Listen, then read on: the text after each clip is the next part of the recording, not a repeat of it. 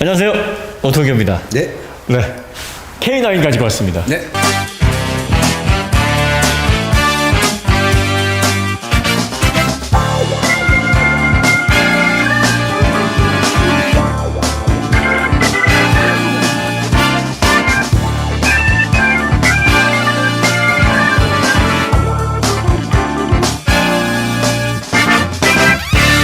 이 DH 플랫폼이에요, 보니까. 네.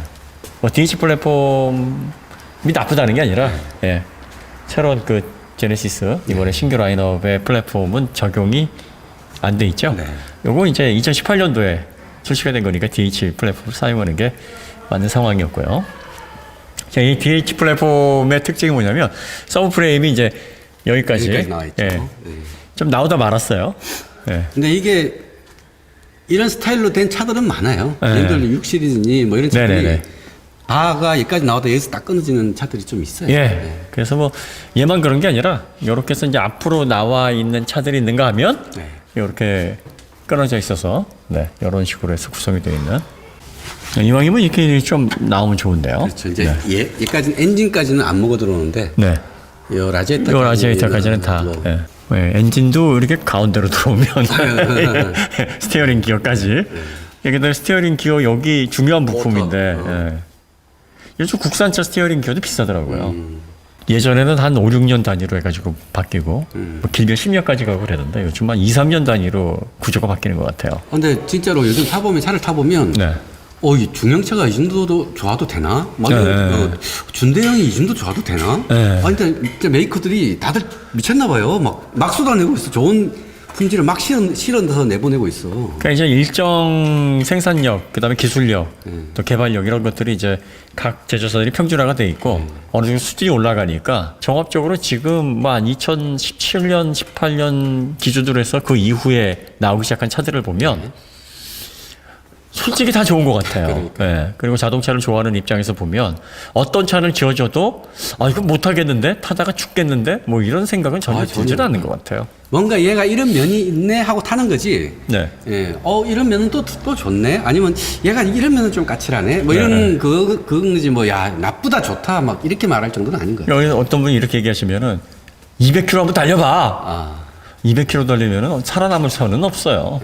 그러니까 이제 거기서도 고속 안정감이 좀 뛰어난 차가 있는가 하면 이렇게 선회성, 효도성이 좋은 차가 있는가 뭐 이렇게 세팅하기 나름인데 지금은 이제 모든 부분들이 다 조금씩 사양 조정이 돼 있어서 우리나라가 사실 대형차 잘 못 만들었다 이렇게 얘기를 하잖아요. 소형차는 잘 만들었는데 대형차는 아직까지는 유럽이나 일본 그리고 또 뭐 미국에 비해서도 대형차는 아직도 많이 부족하다. 뭐 이렇게 얘기를 하고 있는데 지금 K9 우리가 장거리를 타고 갔다 왔단 말이에요. 이게 뭐 아주 괄목할 만하게 앞서가는 그래서 기술을 선도하는 그런 정도의 완성도는 아니지만 뭔가 신기술 신기술이 담겨 있는 건 아니죠. 지금까지 우리가 독일이나 일본이나 미국이나 봐왔던 대형 세단의 장점들 뭐 단점들 이런 것들이 여기서도 그냥 보이는 정도입니다. 그러니까 제가 테스트를 해본 결과는 일본 세단하고 독일 세단의 딱 중간 정도의 성격으로 요게 이제 한국 소비자들과 미국 소비자들이 좋아하는 정도의 세팅이거든요. 일본 차들도 사실 보면은 미국에 수출하는 차들은 또 그런 식으로 세팅을 합니다. 그러니까 일본의 전통적인 성격보다는 좀 더 크루징의 안정적인 고속 주행감이 있고 요즘은 또 일본 브랜드도 약간 좀 초기에 단단한 어떤 느낌을 좀 심어주려고 애를 쓰고 있는데 그런 측면에서 보면은 이 차 같은 경우에는 한국 소비자들에게도 취향이 잘 맞춰져 있다. 그런데 이제 독일 차들하고 자꾸 비교를 하시는데 이 독일은 성격이 너무나 명확하죠. 특히 BMW, 메르세데스 벤츠는 고속주행 안정감, 대형 세단으로서의 세련된 승차감, 뭐 이런 부분. 그 다음에 BMW는 3시리즈, 7시리즈는 일단 잘 달리고 본다. 부드러운 어떤 특성과 대형 세단의 장점 때문에 롤 발생하는 정도가 조금 다를 뿐이고 휠베이스가 길고 그러면 요 레이트에 대한 영향이 좀 크고 간섭 모멘트가 좀 크게 작용을 하니까 거기에서 제어의 어려움 이런 특성들에서 오는 차이점. 근데 기본적으로 그런 것들의 특성을 다 플러스 마이너스해서 평균을 내보면 3하고 7하고 일관성이 있단 말이에요. 거의 일관성 있는 모습. 그 다음에 메르세데스 벤츠도 마찬가지예요. S 클래스를 기준으로 E로 가고 C로 가면 빠지는데 그렇죠. 뭔가 빠지는데 결과적으로 성격은 비슷해요. 근데 우리나라는 독일 세단의 표면적인 장점들을 좀 표방을 하면서도 기본적으로 안락하고 편안한 어떤 특성에 대해서 놓치지 않으려고 하는 그런 성격이 있어요. 그렇죠. 그걸 예. 잃으면 안 된다고 네네네. 약간의 강박관념을 가지고 계신 것 같아요. 그러니까 소비자의 차원에서 보면 독일 세단의 어떤 단단한 느낌을 선호하시는 분들이 보면 여전히 부족한 브랜드고 여전히 네. 약간 물렁하다 그럴까? 그렇죠. 여전히 그걸 기술력의 차이다라고 보시면서 넌 아직 멀었어라고 보시는 분이 계신가 하면 또 이렇게 부드럽고 편안한 특성을 가지고 좋아하시는 분들은 뭐 국산차 편하고 좋은데 뭐 이 정도면 됐지 하고 해서 좋게 평가하시는 분들도 계시고 그건 개인적으로는 다른 것 같습니다.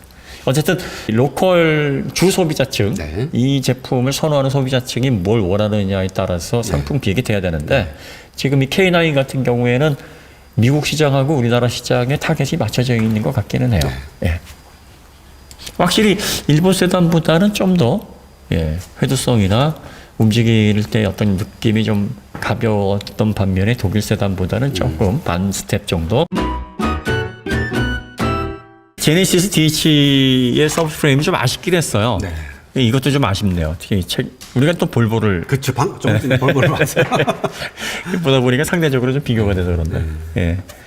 뭐 부실한 정도까지는 아닌데 이게 덩치에 비해서는 중형차 정도 들어가는 그 정도의 서브프레임 형태이지 않나 싶어요. 그러니까 이때 K9이 1세대 모델이 나왔을 때가 현대자동차든 기아자동차든 이 서브프레임을 좀 간소화하던 그쵸. 시절이었어요. 그래서 H프레임 걸고 그쵸. 그리고 또 DH까지만 해도 앞쪽으로 쭉 뻗지 않는. 요 정도만 뻗어줬으면 됐지 네네네. 하는 그런 예. 때였죠. 근데 지금은 앞쪽까지 다 이렇게 네. 보완이 돼 있습니다. 그래서 보완이 좀 돼 있어서 이런 부분에서 좀 차이가 있다라는 점. 요것도 이제 다음 세대로 넘어가게 되면은 뭐 앞쪽으로 가겠죠. 신형 제네시스 플랫폼을 통해서 아마 보완이 되지 않을까 싶습니다. 이 링크 구조도 보면은요, DH 제네시스 구조를 좀 많이 여기에서 조금 얘의 어떤 전장이라든지 어떤 차량의 공차 무게에 따른 구조 변화는 있었을 겁니다. 그대로 갖다 썼다는 게 아니라 그 지오메트리, 그 설계의 패턴을 여기에 맞게 비슷하게 이제 사용을 했다라는 거예요. 링크 구조가 비슷해요. 네.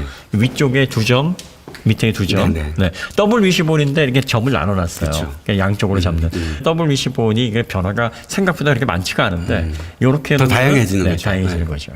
그러니까 설계자 입장에서는 제어 변수가 더 많아지기 때문에 네. 이 차에 담고 싶은 성격을 맘 놓고 담을 수가 있게 되는 거죠. 그렇죠. 네.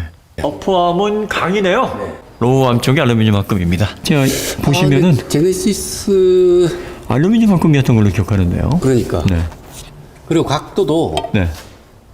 제네시스는 상당히 좀 서 있었는데 예. 얘는 각도가 조금 주저앉은 걸로 봐서는 이 캠버 컨트롤 DH보다는 조금 보수적으로 가지 않나 하는 생각이 드는데요. 얘가 좀 더 힐베이스도 길고 네. 예, 무게도 좀 많이 나가고 대형 네, 세단이니까 네, 네. 아마 좀 더 보수적으로 해놓은 것 같습니다.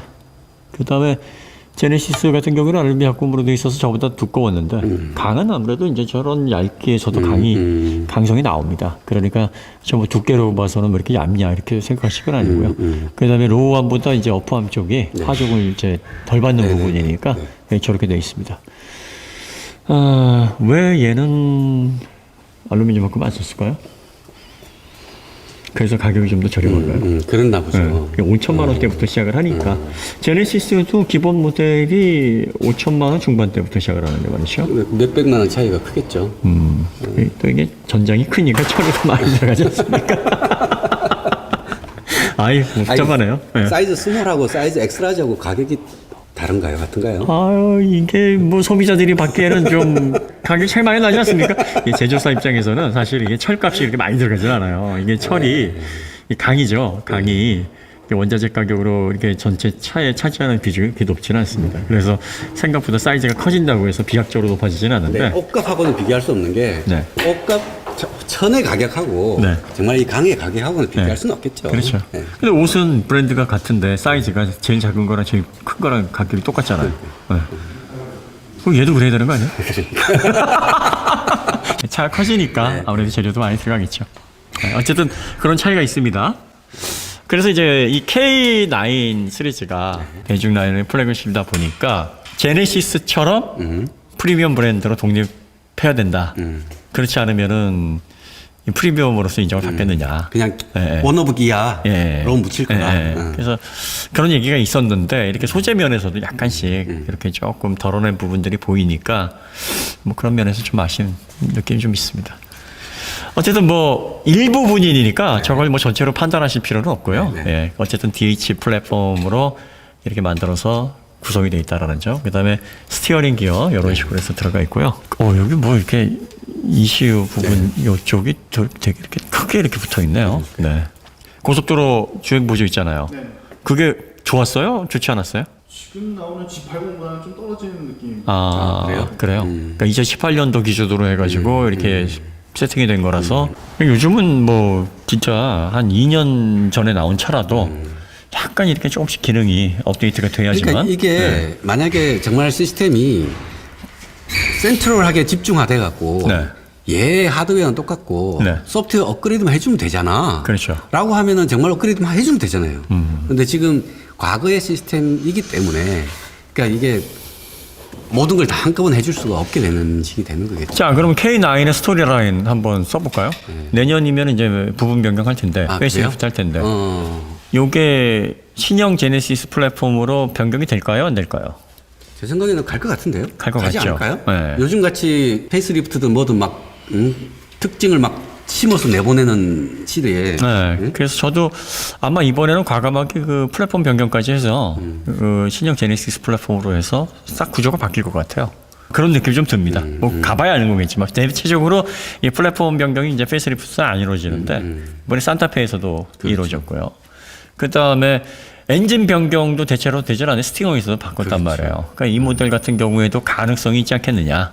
뭐 그런 생각이 좀 듭니다. 이왕 만들어 놓은 플랫폼, 완전 순수 전기차용 전용 플랫폼이 아니라면, 네. 내연기관 엔진용 플랫폼이라면 빨리빨리 많이 만들어서 팔아야 나중에 못 써먹고 그냥 버리는 상황이 그렇죠. 안 생길 수 있으니까 이왕이면 만들어 놓은 거, 좋은 거 만들었으면 빨리빨리 심어서 이제 내보내는 시기 되지 않을까 싶은 생각이 들어요. 그렇죠. 아껴서 똥됩니다. 제가 참 똥이란 말을 하고 싶지가 않았는데. 아끼면 똥돼요. 내연기관이 얼마나 갈지 지금 예측을 못해요. 그러니까 이게 예측 못하죠. 10년이 갈지 5년이 갈지 뭐 15년이 갈지 지금 예측할 수 있는 상황이 아닙니다. 하이브리드까지도 내연기관이 들었으니까 네. 지금 지금 말씀하신 범주에 들어가는 거예요. 네, 맞아요. 순수 전기차가로 완전히 평정될 네. 때까지가 정말 10년이 걸릴지 네. 얼마 걸릴지 모른다는 거죠. 아니 그리고 또 저 자율주행도 라이다로 될지 카메라로 될지 이것도 예측할 수가 없어요. 그런데 이제 카메라보다는 라이다가 정교하다 그러는데 정교하다 그래서 다 되는 게 아닙니다. 예를 들어서 왜 카메라 시장에서 한때 처음에 CCD라 그래가지고 CCD가 차지 커플드 디바이스죠. 이게 광다이오드로 이루어져 있잖아요. 그러다 보니까 그런데 이 CCD를 개발하신 분들도 1971년도 이제 개발하시고 나서 이분들도 노벨상을 받았어요. 사실 이게 이미지 센서에 사용되는 게 아니라 다양한 용도의 그 전화를 이동시키고 광에 의해서 전화를 이동시키는 그런 성질을 이용한 종합 소자예요. 네네. 예, 그래서 그런 것들 다양하게 이제 기구를 만드는 거죠. 이제 요거를 처음에 사용해서 이미지 센서를 만들어서 다 디지털 카메라나 뭐 소니가 그걸로 이제 캠코더 만들었고요. 코닥이 1975년도에 요걸 가지고서 최초의 디지털 카메라 CCD를 만들어냈단 말이에요. 그런데 이제 필름 산업을 접을 수가 없어가지고 알면서도 망한 게 이제 코닥입니다. 그럼 모르고 망한 게 아니에요. 그런데 그 당시에 이제 CCD가 처음 개발되고 나서 이제 시모스가 메탈 옥사이드 세미컨덕터잖아요. 반도체에 들어가는 공정 그대로란 말이에요. 그러니까 반도체로 이미 센서를 만든다고 이게 말도 안 돼. 노이즈도 많고 약간 성능 떨어져서 그 싸구려다. 처음에 이렇게 생각을 했단 말이에요. 지금은 어떠세요? 지금은 CCD 이게 이 화소 높이고 판형 넓게 하면 비싸거든요. 이게 여기다가 그냥 광다이오드를 막 때려 박아가지고 그걸로 그러니까 CCD, 야, 이게 반도체 공정으로 시설만, 설비만 돼 있으면 이거 만들기 좋아. 그냥 웨이퍼 갖다가 그냥 잘라다가 뭐 그냥 실리콘으로 만들어내면 돼. 찍어내면 돼. 그래서 만들어 놓으니까 지금은 어떻습니까? 풀프레임까지 다 시모스로 들어가잖아요. 그러니까 그 당시에 처음에 이 디지털 카메라든 영상 장비를 쓰던 분이 뭐라 했냐면 야, CCD가 아니면 디지털 카메라가 아니야. 시모스 갖다 버려. 화질을 어떻게 표현할래? 그러니까 시모스는 웹캠이나 저 쓰레기들이나 쓰는 거야. 지금 그 라이다를 이제 좀 선호하시는 분들, 라이다가 방향이다 하시는 분들, 카메라, 야, 그거 갖다 버리라 그래. 카메라 뎁스도 안 되고, 뭐, 어두울 때 보지도 못하고, 그 장님이냐. 라이다는 다 읽어. 뭐 이런 식으로 해서 이제 진영으로 이제 대치를 하는데 그 시모스가 CCD를 밀어내고 광학 센서로 이미지 센서로 자리를 잡을 수 있었던 게 생산이 용이했고 가격이 쌌어요. 그게 대중화하기 좋았단 말이에요. 지금 라이다하고 카메라 진영 보는 것 같지 않아요? 그러니까. 네, 카메라도 지금 가격이 엄청 내려가고 있거든요. 그러니까 기술적 가치가 얼마이든지 간에 네. 범용성, 대중성이 사실은 더 중요한 거죠. 그렇죠. 네. 그러니까 카메라가 라이다의 효율을 따라오기 전에 네. 라이다가 가격을 카메라 수준으로 낮춰야 돼요. 낮추면은 가능하죠. 네, 가능하죠. 그러니까 CCD가 광다이오드의 그 효율을 그 장점을 가지고 있었는데 시모스가 낮은 가격을 유지하면서 생산 가격을 그렇죠. 품질을 그만큼 올려버리니까. 올린 거예요, 빨리. 그런데 CCD는 그만큼 내리지 못하는 못했지. 거죠. 그러니까 사장이 된 건데 라이다도 지금 마찬가지 상황이 벌어질 겁니다. 그러니까 지금 내연 자동차도 마찬가지예요. 내연 자동차도 여기에서 보여지는 가치, 여기에서 보여지는 종합적인 자동차로서의 밸류가 이 전기차에 추월당하는 순간 가성비, 또 사용 편의성, 성능적인 장점, 유지 보수, 그다음에 자율주행이 들어왔을 때 효율 이런 것들을 종합했을 때 야 이제는 내연 자동차 누가 불편해서 이런 저효율 이렇게 되면 이제 이 수명은 끝나는 거죠. 하지만 얘는 더 완성도가 높아지고 더 안정성이 확보되면서 뭐 통신 프로토콜이나 이런 것들을 또 자율주행에 맞게 해서 얘가 또 3단계로 진입을 해가지고 야 내용 이건 쓸만해. 전기 모터 조금 집어넣고 손부비 괜찮아 하면 나한테 네. 부족한 거는 전기 모터로 다 메꿨어. 그렇죠. 그럼 전기차가 좀 더 늦춰지는 거죠. 네. 그래서 얼마나 갈지는 모르겠으나 그러다가 어쨌든 이제 충전 인프라까지 빨리 안 갖춰져 가지고 그렇죠. 야 너 그 불편해서 어떻게 타냐? 나는 되게 좋아. 뭐. 그런 식이 될 수 있죠. 그럼 배터리 예를 들어서 차세대 배터리가 나왔는데 막 시도 때도 없이 막 터지고 불나.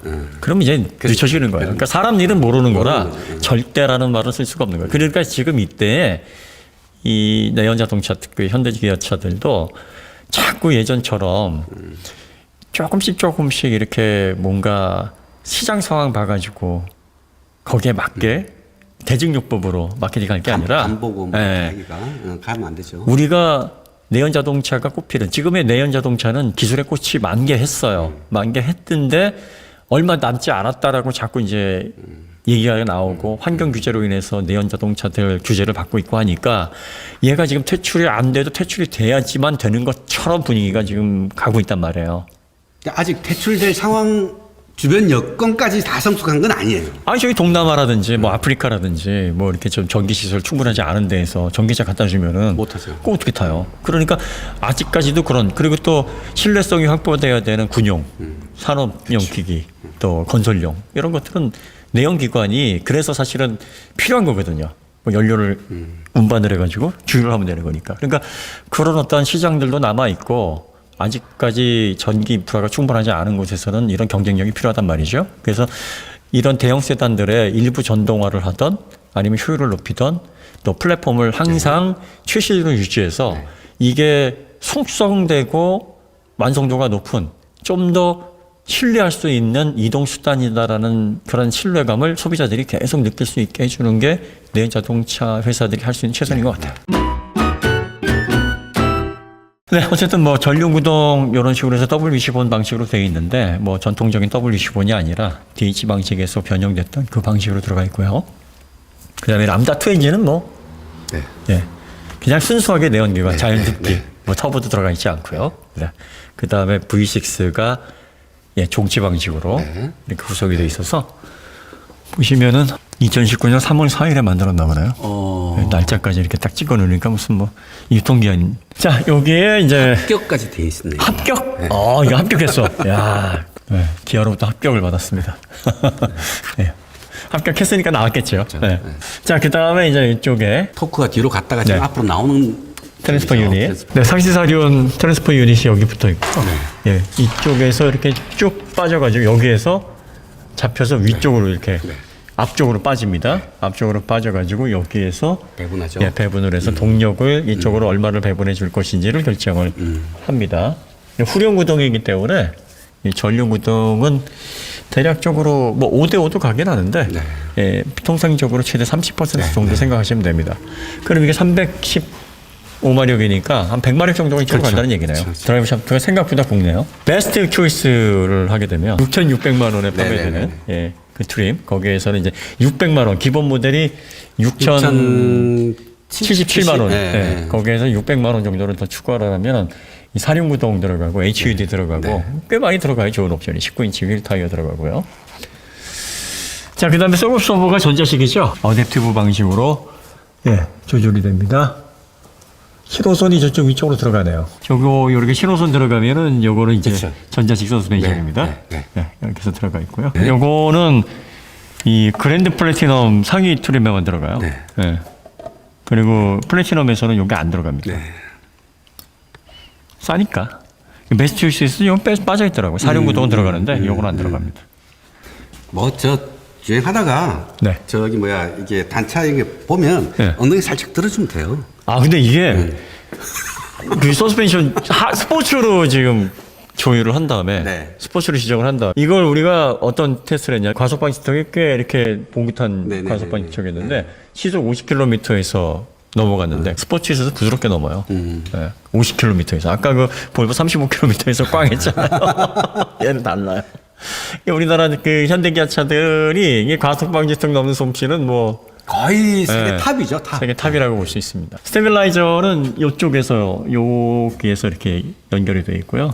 그 다음에 굵기는 한데 작용점이 그렇게 넓지는 않습니다. 아무래도 이제 전륜 쪽에 이제 출력 배분이 돼야 되는 모델이기 때문에 뭐 그렇게 해서 되어 있고요. 여기 이제 종치 방식이다 보니까 네. 엔진이 상당히 뒤쪽으로 가 있어요. 그렇죠. 예, 기본적으로 우리나라 차들도 이렇게 그 중심으로 이제 무게 배분, 무거운 부품들을 최대한 안쪽으로 이렇게 몰아서 관성 모멘트 줄이기 위한 설계가 적용이 되어 있습니다. 변속기 이렇게 들어가 있고요. 종치 방식으로 들어가 있고, 요게 이제 이렇게 알루미늄 합금으로 양쪽 차대 쪽 이어서 잡아주고요. 잡아주고 있습니다. 6기통 V6기통이니까 양쪽 예. 배기관이 이렇게 나가고 있고요. 방열판 잘 돼 있습니다. 안쪽에 실런트는 뭐 안 돼 있어요. 커버로 덮여 있는 정도고요. 네. 대신 이제 뭐 이런 방열판들이 되게 꼼꼼하게 방열판은 돼 잘돼 있네요. 이렇게 배기관 지나가는 자리들은 다 커버가 돼 있습니다. 지지대, 예, 그 벌어졌다가 오므러졌다 하는 약간의 뒤틀림 방지하는 요 지지대가 알루미늄 합금으로 굉장히 두껍게 돼 있습니다. 자, 그래서 쭉 내려가게 되면, 예, 기본적으로 이제 후륜구동 방식이기 때문에 네. 이렇게 프로펠러 샤프트가 쭉 빠지죠. 네. 디퍼런셜, 오픈 디퍼런셜 타입이고요. 예, 당연히 뭐 LSD는 없겠죠. 이건 뭐 그렇게 타는 차가 아니니까. 네. 자, 그 다음에 드라이브 샤프트 이런 식으로 구성이 되어 있고요. 후륜구동이니까 전륜보다는 좀 더 굵죠. 굵게 되어 있습니다. 5링크죠? 네. 이것도 어디서 많이 봤는데 하나, 둘, 셋, 넷, 네. 다섯. 어디서 많이 봤더라? 제주도에서 본 것 같아요. 제주도에서. 예. DH에 사용됐던 그 형태에 비슷한 형태로 구성이 되어 있네요. 그러니까 2018년까지는 준대형에서 대형 세단을 이렇게 현대가 이제 세팅을 했어요. 사실 뭐 우리가 DH도 거동이 괜찮았잖아요. 네, 괜찮았습니다. 그리고 가만히 보면 링크 구조를 보면 제법 그러니까 얘도 약간 토아웃 좀 스포츠한 열어주고요. 게, 토아웃 네. 열어주고 약간 네, 땡기고. 마이너스 캠버로 당겨주는 그런 구조예요. 그래서 도로 여건상 이 인제 쪽에서는 이제 와인딩 뭐 차들도 많이 다니고 하니까 이렇게 거칠게 할 수 있는 환경은 아니었는데 잠깐 이 거동을 잘 잡는가 해서 차를 잠시 뭐 던진다 그러잖아요.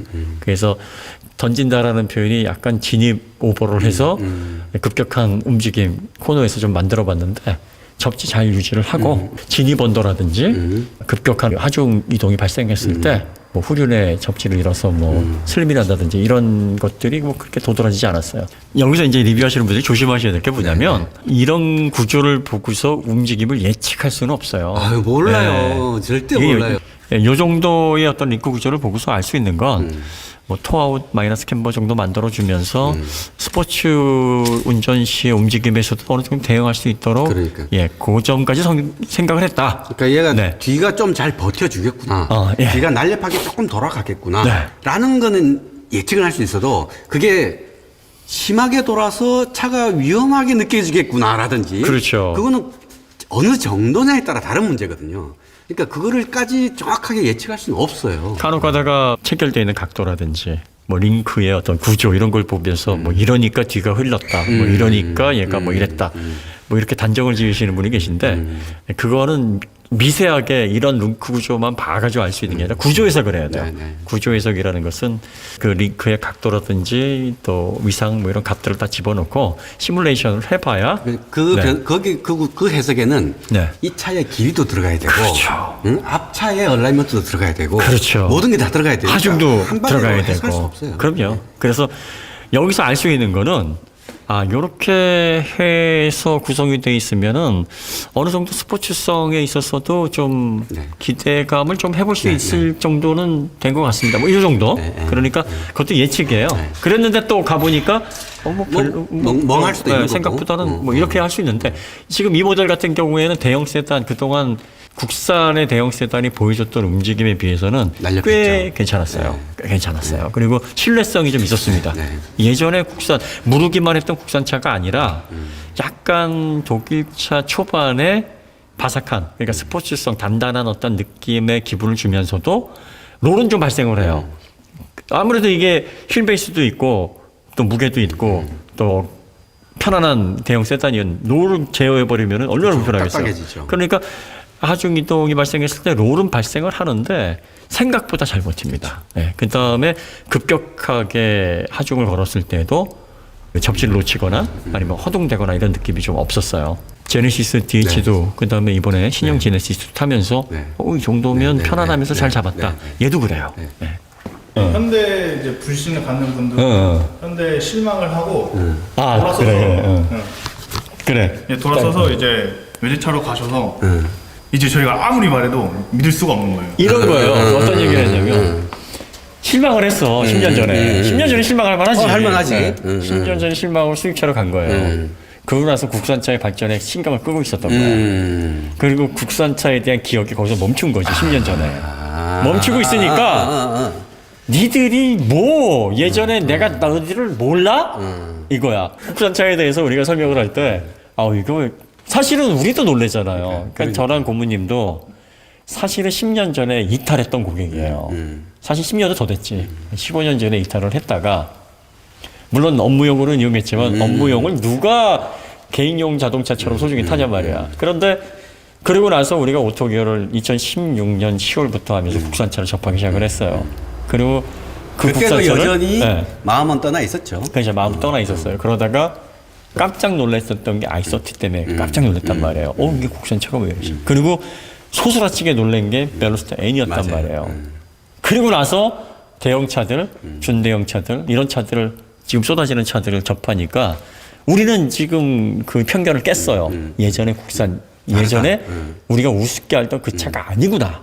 그런데 소비자들은 우리와 같이 최신 차들을 접하지 못하시니까 그분들이 5년 전에 떠났다면 생각. 거기에서 멈춰 계실 거고 10년 전에 떠났으면 10년 전에 멈춰 계실 거예요. 그러면서 그런 분들이 야 니들 얼마 받았어? 니들 뭐 무슨 관계야? 내가 현대차만 10대를 탔거든? 10년 전에, 5년 전에. 내가 이걸 내가 직접 확인하고 내 몸으로 느꼈는데 무슨 말도 안 되는 소리를 하고 있어 라고 얘기를 하시는 거예요. 승용 SUV 다 타봤어 내가. 현대하면 내가 빠삭해. 그렇죠. 이런 사람들이 이렇게 있죠. 근데 그거를 틀렸다라고 얘기하기가 어려운 게 그분들은 경험으로 그렇게 얘기를 한 거니까 그분들도 확신을 하고 얘기를 하는 건데 그런 분들에게 그래서 저희가 말씀을 드리는 거죠. 타보셔야 됩니다. 다시. 네, 꼭 타보셔야 됩니다. 지금 국산차, 현대기아차가 어느 정도 수준에 와 있고 어느 정도 품질을 보여주고 있는지에 대해서 경험을 해보세요라고 밖에는 말씀 못 드리고 그래서 현대에서도 그 시승 행사 이런 거를 일반인들에게도 자꾸 해줘야 될 것 같아요. 맞아요. 많이 해줘서 네. 더 잘 알 수 있도록. 네. 시승 행사도 많이 하셔야 되지만 저는 이제 뭘 제조사에서 해줘야 되냐면 드라이빙 교육을 해줘야 돼요. 드라이빙 교육을 왜 해줘야 되냐면 이런 경우 가끔 있어요.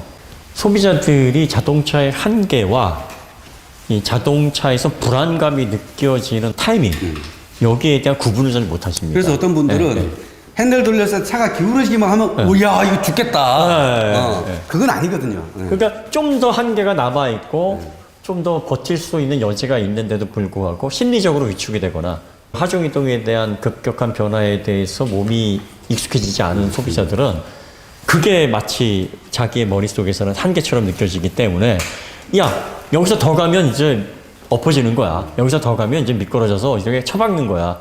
이렇게 선을 그어버리거든요. 그때 숙련된 인스트럭터, 드라이버, 뭐 여러 교관들이 이제 나서서 여기서 좀 더 돌으셔도 됩니다. 좀 더 가셔도 됩니다. 그 다음에 LSD가 붙어 있으면 조금 밀린다 할 때 악셀을 가속을 더 밟으셔도 밟으시면 LSD가 작동을 해서 출력이 바깥쪽 밖에서 짖어지니까 더 안으로 파고드는 이런 식의 설명을 하면서 직접 경험할 수 있게 하는 기회를 자꾸 만들어줘야 돼요. 그러다 보면 국산차에서 이게 된다고? 국산차가 이런 급격한 하중이동을 견딘다고? 롤이 이렇게 발생하는데도 돌아 나간다고? 이런 경험을 해봐야 되는데 이렇게 말랑하고 부드럽기만 하다고 생각했던 차가 이 속도로 돌아 나간다고? 그러니까요. 뭐 이런 걸 깨닫게 해줘야 되는 그러니까요. 그렇게 되면 과거에 5년 전에 10년 전에 멈춰져 있던 국산차의 기억이 보정이 되는데 그게 없으니까 계속 그게 가는 거예요. 그러니까 저희들도 시승 이렇게 하고 오토게 이렇게 운영을 하면서 이러이러하니까 제조사를 두둔하거나 뭐 특정 메이커에 대해서 과장 광고를 할 이유가 없습니다라고 말씀을 드리는 것도 여러분께서 5년 전에 10년 전에 가지고 계셨던 그 기억이 아직까지 유효하지는 않을 수 있으니 한 번쯤 이 생각을 좀 유의미하게 들어보시고 편견을 한번 깨보실 수 있는 기회를 가져보십시오라고 자꾸 권면을 해드리는 거예요. 그러니까 저희가 칭찬했던 차들 한번 타보시고 저희도 사실 솔직히 우리가 시승하고 최근에 몇 년 동안 계속 해왔기 때문에 깨닫는 거지. 네. 우리도 남들 영상이나 보고 막 이랬었으면 또 똑같은 생각을 했을 수도 있어요. 맞아요. 사실. 네. 그거는 모르는 거야. 우리도 경험을 했기 때문에 하는 이야기인 거죠. 네. 그래서 실제로 여러분들께서 몸으로 체득해 보시고 눈으로 확인해 보시고 또 느껴보셔야 변화된 거를 아실 겁니다. 그리고 지금 뭐 현대기아차 품질 문제 뭐 여러 가지 이슈들 많이 있습니다. 그렇지만 놀랍게 발전한 건 맞아요. 빠르게 쫓아왔어요. 그리고 품질이 뭐 몇 퍼센트다, 뭐 얼마까지다라고 얘기하기는 좀 그렇습니다만 과거에 우리가 차는 이래야 돼. 이쪽 브랜드가 최고야 하는 이름만 대면 알만한 브랜드들의 품질을 빠르게 쫓아와 있어요. 그리고 아직까지는 국산차가 가성비 면에서는 장점이 많습니다. 뭐 해외 나가면 역전이 되겠죠. 역전이 되겠죠. 우리나라에서는 그렇습니다. 그러니까 모든 건 다 편견을 벗어버리고 합리적인 생각으로 판단을 해보셔야 돼요. 그래서 과거에 만약에 3, 4년 전에 떠나셨던 분이라면 다시 한번 국산차가 어떻게 달라졌는지 더 일찍 떠나신 분이라면 확인을 한번 해보세요. 네, 그러시면은 상당히 예전의 생각과 다른 어떤 결론에 도달하실 수도 있지 않을까. 이제 뭐 국산차 최고야. 뭐 이런 생각까지는 아니죠. 가죠. 예. 그러니까 이런 차들은 아직까지는 이제 아반떼 또 벨로스터, 투싼까지는 이제 대체제가 없어. 아주 뭐 좋아. 이런 생각이 들게 하는데 제네시스나 뭐 K9이라는 이걸 사니까 너무 기가 막힌데 뭐 대체제가 너무 없겠는데 라기보다는 그래도 이 가격에 이 정도 차를 사기는 쉽지 않지 않겠는가. 나는 뭐 이런 정도. 이걸 사면서 굉장히 합리적인 소비를 했지 하고 뿌듯해 할 수 있는 그 정도는 될 것 그 같아요. 정도인 거죠. 예. 그 다음에 이제 결함 얘기를 저희가 또 적극적으로 해드리고 싶고 뭔가 소비자 편에 서서 시원한 일갈도 해드리고 싶기는 한데 확인 안 된 걸로 이렇게 하게 되면 그것도 사실은 바람직한 건 아니거든요. 그래서 저희가 방향 자체를 아예 잡지를 않는 거예요. 그래서 이런 구조를 알려드리고 상품성에 대해서 항상 저희가 지식적인 얘기를 드릴 때 무슨 얘기를 하냐면 과거에 알았던 게 최신 지식으로 업데이트가 되지 않으면 그 지식 가치가 없다라는 얘기를 항상 드립니다. 그래서 저희들도 많은 시간 할애해서 책을 보고 또 새로운 지식들을 얻고 하는 이유가 저희의 지식이나 저희의 정보들도 보정을 해야 되거든요. 그러면 그 지식만 보정해야 되는 게 아니라 과거에 생각했던 경험들, 과거에 가지고 있었던 선입견 이런 것들도 보정을 해야 됩니다. 그래서 그걸 한번 해보시라고 하는 거고 그러면서 스스로 답을 찾아가시라고 권면을 해드리는 겁니다. 그러니까 저희가 강요한다고 생각하지 마시고 그렇게 좀 합리적으로 받아주셨으면 하는 바람이 있습니다. 그 김드라님은 원래 그 국산차를 아반떼를 통해서 이제 조금 편견을 깨셨잖아요. 아반떼 스포츠하고 지금에 나오고 있는 아반떼 N9이죠. 소나타 N9. 그 두 가지를 놓고 보면은 어떤 것 같으세요? 저는 지금 아반떼 구화방 오너로서 네. 새로 차를 사게 된다면 네. 당연히 소나타 N9로 바로 가버리죠. 네. 다른 생각할 필요가 없어요. 2016년식. 아, 16년식. 제가 거의 나오자마자 샀으니까. 아, 그럼 4년의 시간이네요. 네, 그러면 네. 그렇게 생각할 만하죠. 그 현 PD는 저 K9 차를 운전을 많이 해봤죠? 네. 그 지금 타고 있는 3 시리즈와 K9 비교를 할 수는 없지만 가격대가 그렇게 차이가 나진 않아요. 아, 그런가요? 1,000만 원 정도 차이 나나요? 그러네. 그럼 이제 새 차를 놓고서 이 차와 저 차를 고민을 한다 하면 어떨 것 같아요? 그러니까 예를 들어서 6천만 원이 있어. 네. 그러면 좀 더 강한 330으로 갈 거예요? 아니면은 이 차로 갈 거예요? 제가 몇 살이냐에 따라 아이가 있고 결혼을 했다 이런 입장에서 선택을 한다면 K9이 사겠죠. 왜 그런 생각이 들어요? 이만한 차를 이제 또 배지를 붙여서 사면은 배가 되니까. 그만한 가치가 있다고 생각을 하는군요. 예. 그러니까 국산차가 요만큼 올라왔다라는 거예요. 왜냐하면 현 PD는 국산차를 혐오하는 세대예요. 그 입사할 때도 자기가 국산차 왜 사는지 모른다. 흉기라는 단어가 자연스럽게 느껴지는 세대. 오토교에서 일한 지가 10개월이 됐는데 현 PD가 스탠스가 많이 바뀌었어요. 뭐 어떻게 바뀌었냐면 현대 기아가 이 정도였어요. 가끔 그런 얘기를 해요. 그러니까 아직까지 오토교에서 일을 하지 않았으면 게시판에서 그치. 청원도 하고 지금 막 악플 달고 그랬을 수도 있어. 이걸 왜 돈 주고 사냐. 이 또 기준, 우리 영상에 어떻게 많이 변질되셨네요. 막 그렇지. 이렇게 네. 수도 있어. 아, 그렇게 안 봤는데 세 교수 이상해졌어. 그러니까. 뭐 좀 드셨나? 선택지에 두지 않았던 이 젊은 세대들이 직접 경험을 해보니까 조금씩 생각이 바뀌고 있다는 거예요. 그리고 얼마 전에는 벨로스토에는 좀 사고 싶다라는 얘기도 했었으니까. 그러니까 여러분들이 일해서 실제로 경험을 해보는 거와 또 인터넷상에서 남들이 얘기하는 그리고 또 주변에서 얘기하는 거를 단순히 듣고 또 예전의 경험과 조합해서 생각하는 게 괴리가 큽니다. K9 시승이 뭐 여기서 마치도록 하고요. 네. 예, 저희는 더 좋은 콘텐츠로 다시 찾아뵙도록 하겠습니다. 얼마? K9. 네. 사실 이 대형 세단은요 와인딩으로 타는 차가 아닙니다. 예. 대형 세단은 편의성 위주로 용도가 따로 있어요. 이걸 가지고서 와인딩을 한다. 약간 좀 용도에 맞는 그런 운전 방법인데 급할 때는 또 빠르게 또 달려야 될 필요도 있고 네. 자동차가 꼭 이 와인딩을 해서 스포츠 운전을 해서 스포츠 성능이 좋아야 되는 게 아니라 위급할 때 해피 거동. 회피를 잘해야 돼. 능동적으로 회피를 해야 되기 때문에. 자, 우리가 컴포트로 해서 타고 왔는데 네. 차가 굉장히 편합니다. 그리고 뭐 물렁거리지 않고 예전에는 이제 중형 세단 이상, 중대형 대형 세단은 거의 이제 국산차가 물침대라 침대. 그랬는데 상당히 이 서스펜션이 초반에 약간 단단한 느낌으로 살짝 이렇게 좀 뱉어주는 느낌이 있어요. 네. 그리고 이게 독일차에서 이런 단단한 느낌 많이 선호하는 소비자들이 많아요. 네. 그래서 예전에 이제 국산차들은 아무래도 일본이나 미국 쪽의 서스펜션 혜택을 많이 따라해서 부드러운 쪽으로 많이 설정을 했는데 지금은 기본적인 속성은 부드럽대. 네. 이렇게 잔진동이라든지 뭐 살짝 이렇게 넘어가는 이음새를 넘어갈 때 보면은 이렇게 살짝 튀는 맛도 좀 있어요. 이렇게 해서 좀 튀는 이런 느낌이 있어야 좀 서스펜션이 물렁물렁하지 네, 않고 단단한 것 같은 느낌을. 그래서 이제 신뢰성을 받게 되죠. 네. 네. 그래서 이런 느낌들을 대체적으로 선호하시는 분들이 계신데 국산차들도 이런 맛들을 좀 잘 냅니다. 네. 서스펜션이 어댑티브 서스펜션이죠. 네. 네, 그래서 전자 서스펜션이 들어있어서 이 모드에 맞게 지금 컴포트 모드인데 컴포트 모드에서도 이렇게 물렁물렁거리지 않아요. 네, 저도 뭐 네. 스포츠 모드로 다녀야겠다는 생각이 전혀 안 들 정도로 스포츠 모드로 들어볼까요? 드라이브 모드가 여기 있습니다. 아, 이게 버튼이네. 네. 에코, 커스텀 네 가지 모드가 있네요. 컴포트, 네. 스포츠, 스포츠, 에코, 커스텀. 스포츠 모드로 하니까 바로 RPM이 네. 예. 그리고 스티어링이 많이 무거워졌을 것 같아요. 이게 이제 EPS의 장점이죠. 네. 이게 컴포트 때도 무겁거든요, 스티어링이. 많은 분들이 이제 처음에 이제 EPS가 나왔을 때 네. 유압식 스티어링 휠이 네네. 좋다. 네. 리니어하고 좋다. 뭐 이렇게 말씀 많이 하셨는데 지금 이제 EPS가 많이 발전을 했어요. 그래가지고 편안하게 주차할 때 가볍게 스티어링을 돌려주면서 속도가 상승하면서는 무겁게 네. 무게감도 올려주고 또 속도에 따라서 감응식으로 조절이 되니까 네. 네, 훨씬 좋아요. 기본적으로 대형 세단이기 때문에 롤이 발생할 네. 수밖에 없죠. 그렇죠. 언더는 그게 많지는 않아요. 네. 이게 또 후륜구동이기도 하겠지만 지금 국산차들이 실질적으로 이렇게 언더스티어 세팅을 통해서 보수적으로 가는 분위기에서 많이 탈피를 하고 있어요.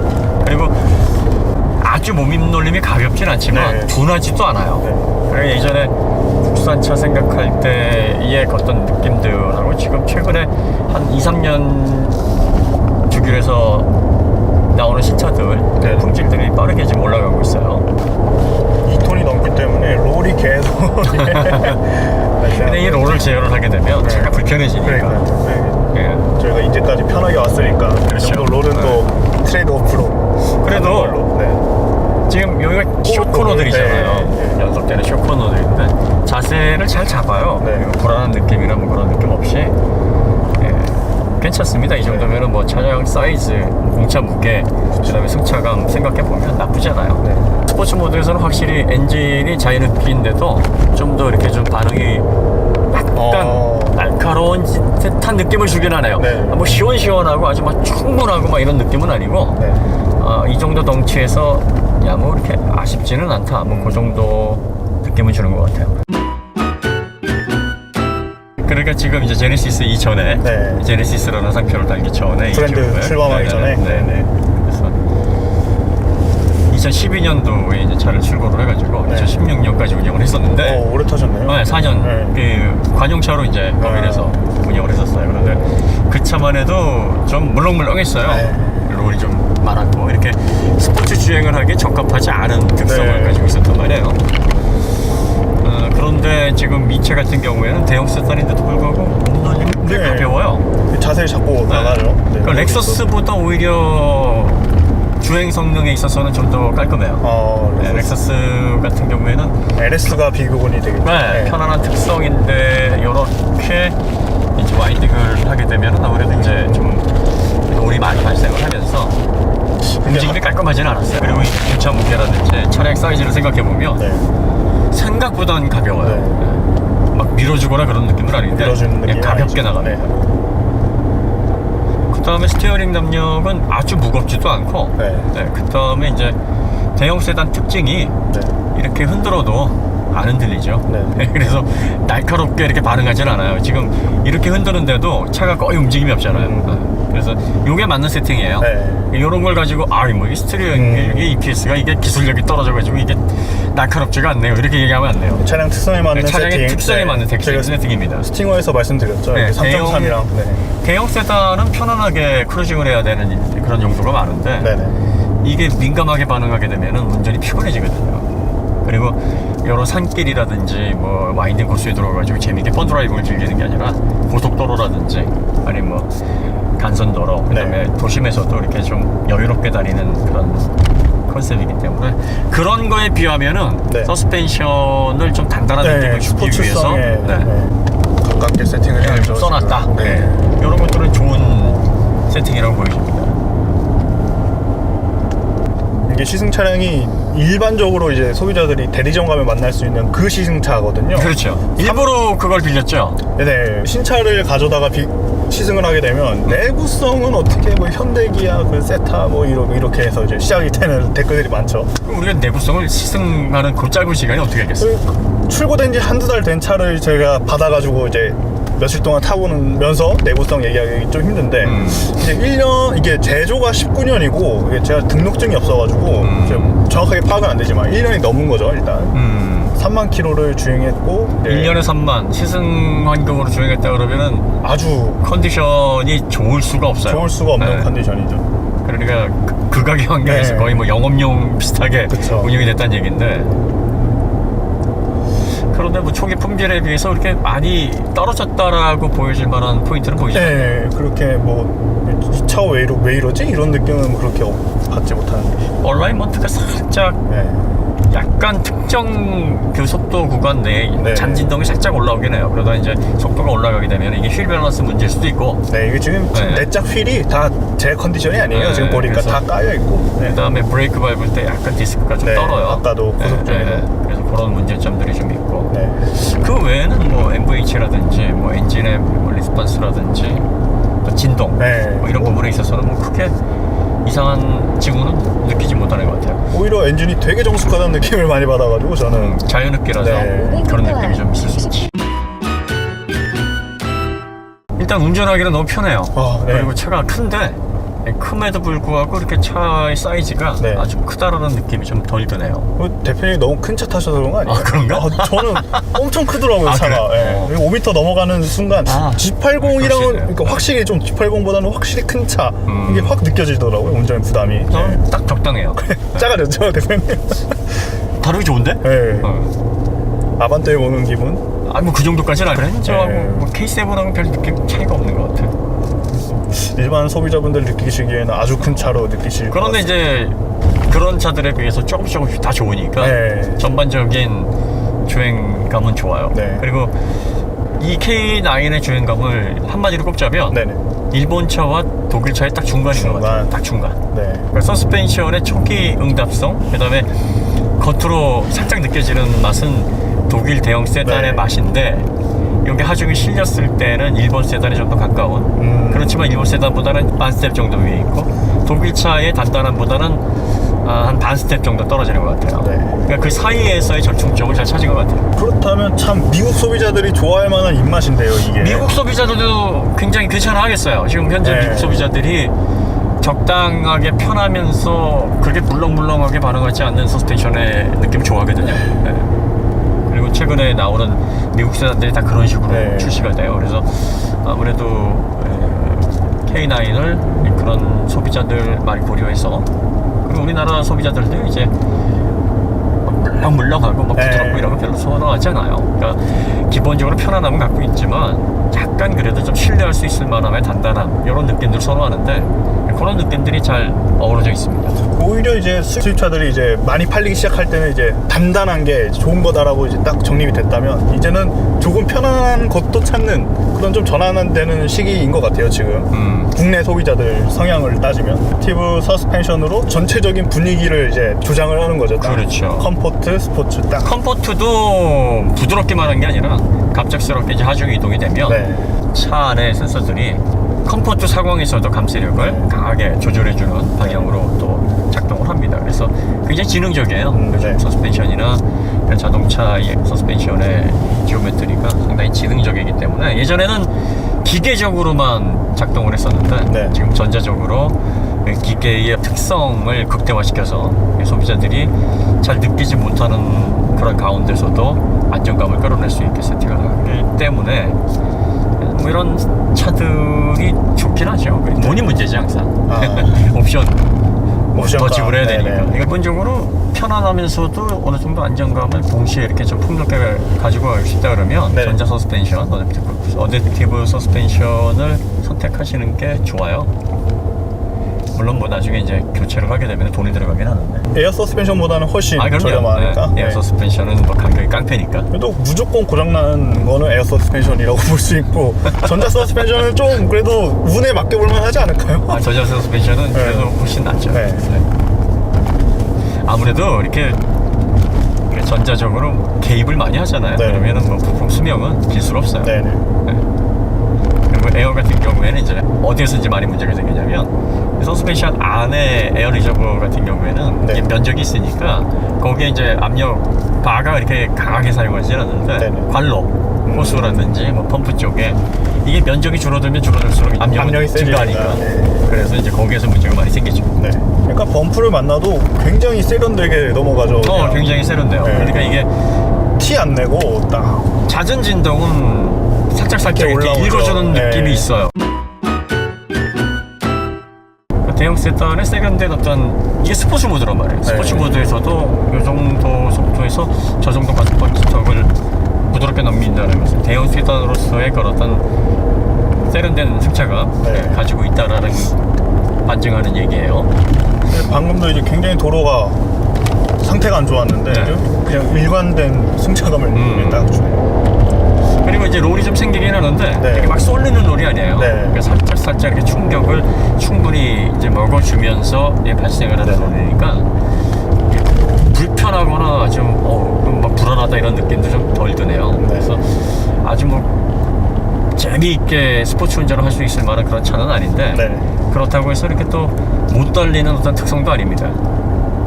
이 정도면은 뭐 국산차로서는 상당히 지금 괜찮은 수준까지 올라왔다. 대형 세단 부분에서도 그런 느낌이 좀 드네요. 이제 대형 세단 하면은 국산 대형 세단 하면은 이제 크기만 크고 그렇죠. 고동 멍청하고 그런 생각들을 그런 많이 생각이 했던 게 고정관념이죠. 예전에 실제로 그랬어요. 네. 실제로 그랬어. 그래서 이걸 에쿠스 뭐 보지게 이런, 네. 너무 뭐 이런 느낌이 있었는데 이제는 뭐 서서히 그거를 이제 벗어내고 있어요. 네.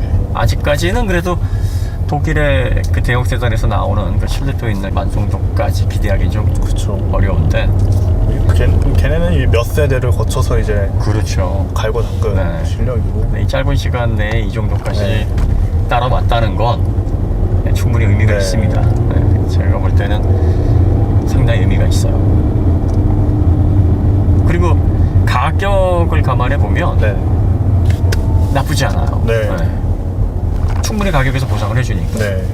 3.8 모델이 이제 5,580만 원이 시작 가격이니까요. 기본 모델로 좀 가성비가 좋죠. 가성비 좋아요. 이 정도면은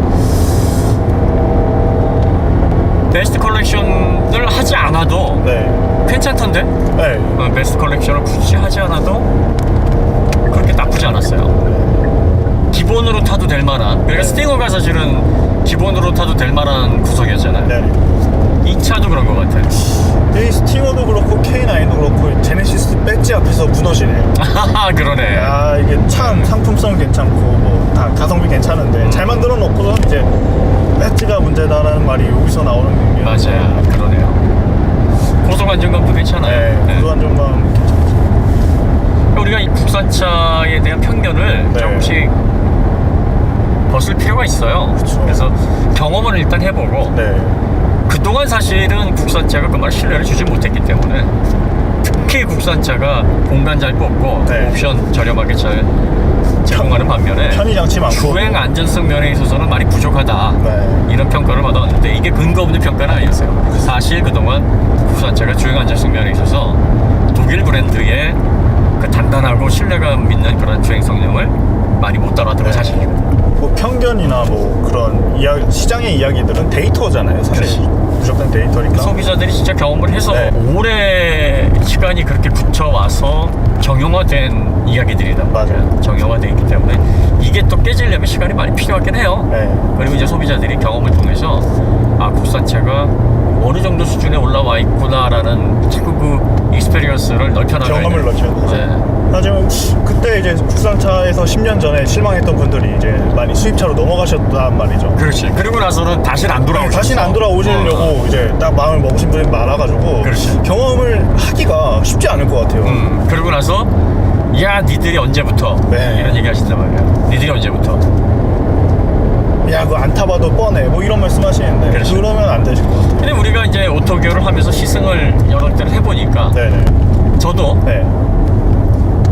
국산차에 실망을 해서 수입차로 넘어간 사람 중에 하나였고 저는 그 어릴 때부터 봐왔던 인터넷에 저 그 반현기 그 정서에 첫 차를 독일차로 간 그냥 그런 애예요. 근데 그러면서 이제 오토기어에 들어와서 이제 많은 국산차들을 타다 보니까 아닌 거죠. 제가 알던 게. 지금 편견이 많이 무너지고 있어요. 네, 많이 무너졌죠. 네. 그리고 사실 네. 좋은 주행 성능을 가지고 있는 차서부터 편안한 차서부터 네. 뭐 고성능 차까지 많이 경험을 해봤어요. 네. 해봤는데 여러분들이 알고 계시듯이 독일차가 그렇게 어마무시한 차들이 아니에요. 네. 솔직히 독일차 중에서도 잘 달리는 차들은 정해져 있어요. 네. 그리고 그 외의 차들은 그다지 사람들이 이제 이 플라시보 효과를 누리면서 이 독일차인가 보다라고 생각을 해서 거기에 베네핏을 느끼는 거지. 독일차 가운데서도 멍청한 차들이 꽤 많아요. 미국 차라고 다 직발만 좋은 게 아니에요. 네, 다 멍청한 네. 거동이 아니죠. 그렇죠. 일본 차라고 해서 다 조용한 차만 있는 게 아니란 말이에요. 그러니까 그 차마다 다 특징이 있어요. 네.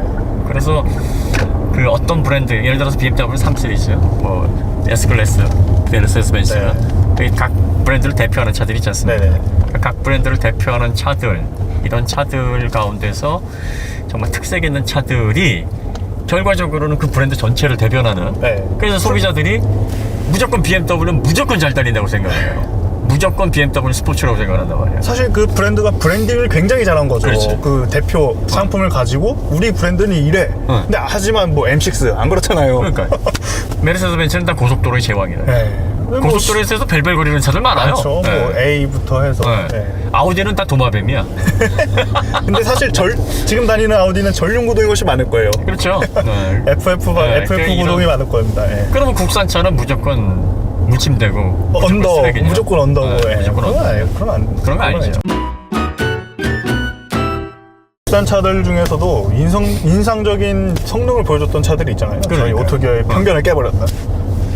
그다음에 가장 안틀이었던 CN7 아반떼도 네. 괜찮았어요. 123마력으로 토션빔으로 엄청 밸런스 좋은 거동을 보여줬죠. 뭐 토션빔에서 그 정도였으니까 네. 이 가격에 기본으로 탄다 그러면 1,600만 원. 해자죠. 네.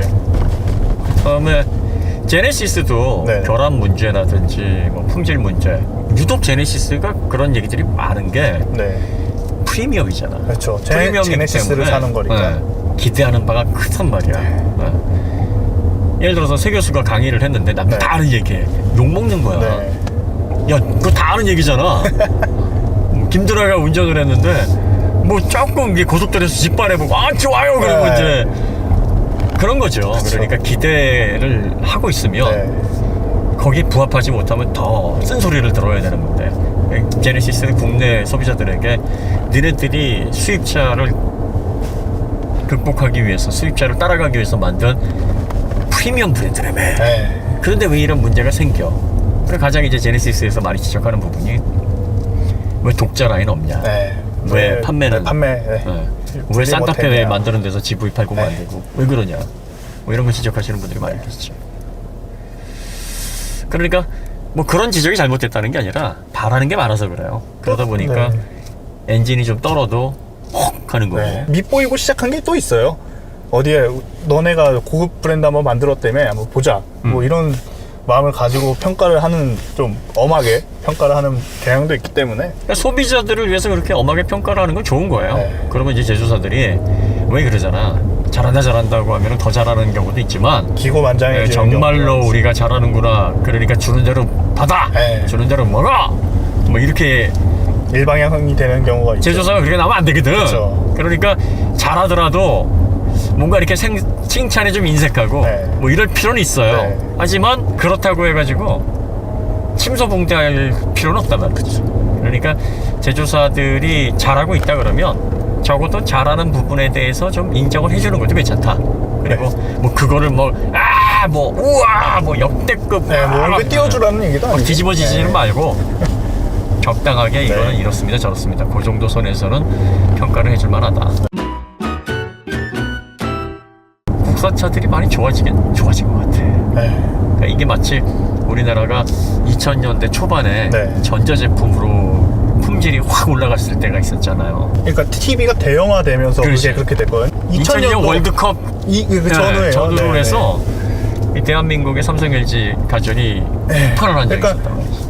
소니나 그런 그 TV 브랜드들이 뭐 24인치에서 28인치 올리고 그렇죠. 30인치 겨우 내고 막 그러면서 그렇지. 플래그십이라고 할 때 막 우리는 42인치 딱 뭐 못 내도 60인치 또 52인치. 네, 맞아요. 그리고 PDP 이런 거 이렇게 딱 내니까는 그때부터 이제 시장이 거지. 반응이 한 거거든요. 자동차 시장에서도 이제 같은 맥락으로 볼 수 있지 않을까 싶어요. 이제 맞아요. 엔진에다 이제 모터 좀 조그만 거 붙여놓고 이제 하이브리드다 하면서 좋아하던 그 자동차 시장이 이제 확 우린 바로 전기로 간다. 그렇지. 전기차로 이제 한국차 기업들이 이제 또 TV 삼성과 같이 한번 엎어치기 할 기회가 오지 않을까 싶어요. 브라운관에서 LCD 넘어가는 시대를 보는 것 같아. 네. 브라운관일 때는 그 1인치 늘리기가 쉽지가 않았거든. 그리고 이제 뭐 A조다 뭐 트리니트론이다 해서 야 그때 생각하면 이제 그런데 LCD 나와가지고 다 무너졌잖아요. 사이즈는 그냥 그러니까 뭐 사실 TV도 그랬고 스마트폰도 그랬고 뭐 다른 제품을 만드는 거거든요. 같은 기능이지만 다른 제품이잖아요, 완전히. 그래서 내연 자동차와 이제 전기차도 그런 같은 맥락인 거죠. 맞아요. 그래서 세상이 발전을 하고 있고 네. 빠르게 변화하고 있을 때 그 변화에 빨리 적응하는 기업 예. 그리고 미래의 가치를 조금이라도 앞서서 보여주는 기업은 살아남고 발전하게 돼 있습니다. 그러한 기업들이 세상에 이끌어 나가요. 네. 그러니까 삼성, LG도 그런 기업이었고 네. 그래서 살아남았던 거고 그 다음에 이제 또 대만의 TSMC 같이 네.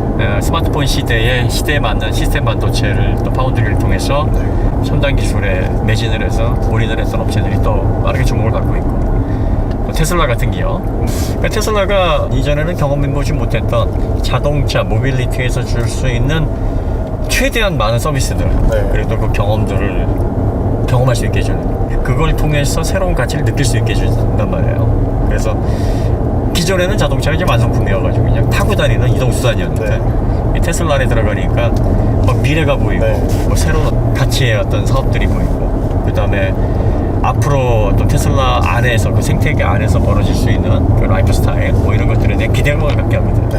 그래서 그런 가치, 토탈 가치를 제공하기 위해서는 자동차를 잘 만든 것도 중요하지만 차세대 자동차, 전기차의 핵심이 된 소프트웨어 그리고 또 관련된 인프라 구성 뭐 이런 것까지 자동차 회사들이 다 이 브랜드에 맞는 환경들을 조성을 하는 게 핵심인 것 같아요. 자동차 회사가 왜 이것까지 해? 이런 그렇지. 얘기들 굉장히 많이 들었잖아요. 네. 그리고 또 최근에 에어컨 사업까지 또 가려고 한다고 그러니까요. 뭐 스타링크 띄워가지고 이제 통신 산업까지, 통신하고, 네. 인터넷 통신까지, 아니 뭐 뉴럴링크 하고 뇌까지 이제 제어를 할 수 있도록 한다는 바이오까지 거니까. 다 갈 수도 있는 거고. 그렇죠. 어떻게 될지 모르고.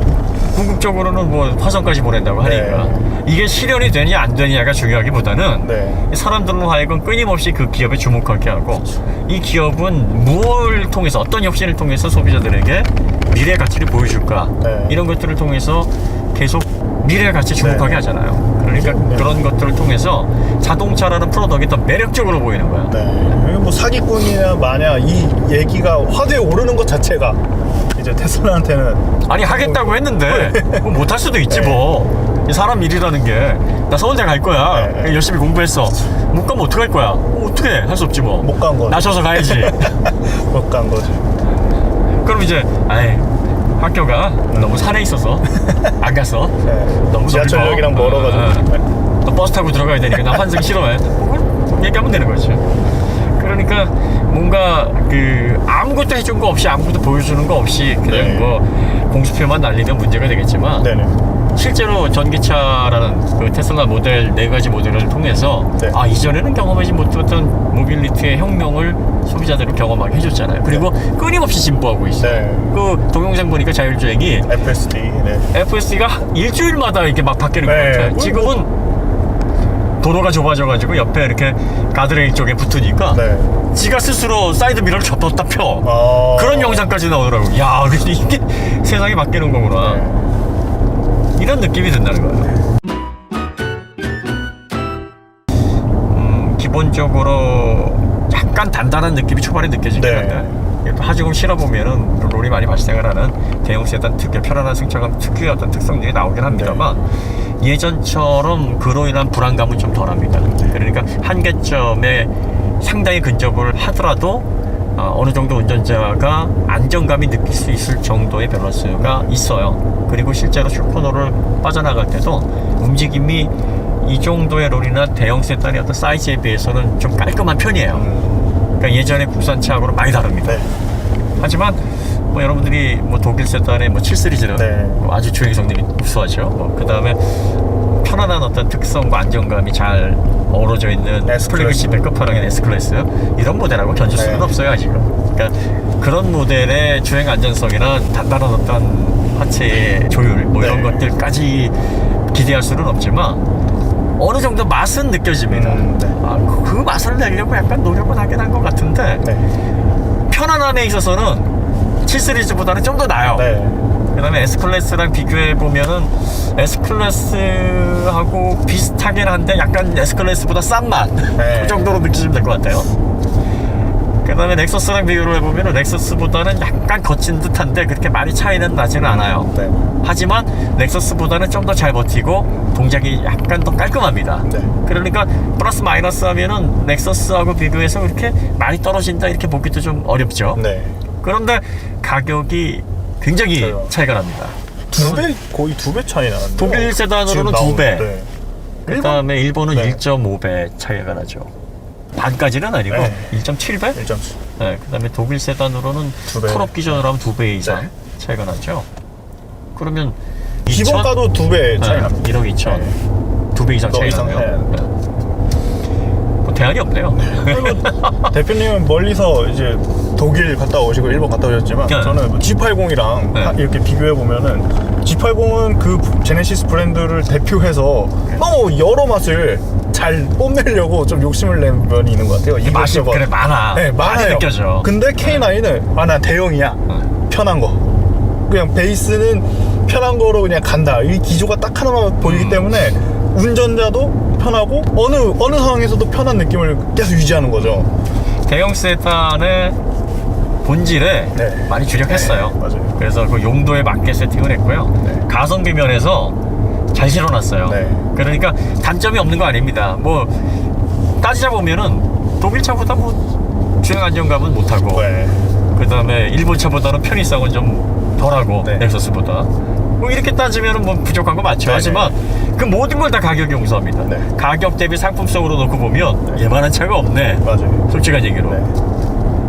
그러면 목적성에 부합한 거예요. 그 다음에 대형 세단은 이렇게 먼 거리를 빠르게 네. 편안하게 이동을 하되 그래도 불안감을 주지는 말아야 되거든. 네. 뭐 스포츠 주행을 맛깔나게 뭐 기깔나게 할 수 있는 그런 수준은 아니더라도 이거 딱 그 정도예요. 네, 딱 그 정도. 딱 그 정도. 네. 그러니까 필요한 만큼의 안정감, 필요한 만큼의 동력 성능이 들어가 있고 내부나 옵션은 가격에 비해서 좀 더 많아. 네. 좀 더 기대할 수 있는 것보다 많아요. 그리고 경쟁 모델과 비교해 보면 해자야. 이러면 그렇죠. 된 거 아닌가? 그럼 끝났죠. 네. 기아 이게 네. 거슬리시는 분은 다른 거 사야 돼요. 돈 더 그쵸. 주고라도. 네. 아 근데 다 좋은데 기아가 뭐야? 이게 네. 나 이런 거 싫어. 본질에 프리미엄이라는 본질에 아니, 뭔가 가치를 줘야지. 네. 감성적인 만족도도 주고 이런 분들은 사시면 안 그렇게 됩니다. 뽐내고 싶어 하시는 분들도 계시고 또 네. 이제 사회적인 시선 때문에 좀 겸손하게 하실 분들은 딱입니다. 그렇지. 만족도와 이제 그 밸류가 정말 최고입니다. 내 실이 좋아. 네. 뭐 남들 시각이 뭔 중요한데 내가 좋으면 되지. 네. 사실 밖에서 보는 시간이 얼마나 돼. 네. 그럼 마지막으로 예. 여기 길이 좀 있으니까 약간 좀 한번 달려봅시다. 예.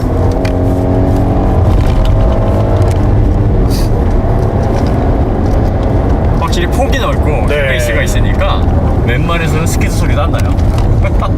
그리고 이 밸런스가 좋습니다. 언더도 좋습니다. 그렇게 많지 않아요. 네. 배심 속도가 꽤 빠른데도 네. 괜찮아요. 그리고 요 정도 승차감에서 롤도 아주 그렇게 심한 편은 아니에요. 네.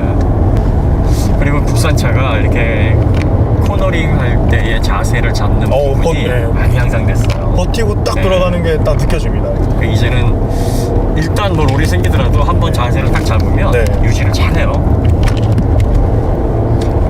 그 탈출도 진짜 깔끔하게 네. 잘 하고 있고요. 이런 길도 지금 상당히 편안하게 네. 운전할 때 편안하게 움직이고 있어요. 거친 느낌이 하나도 없어요.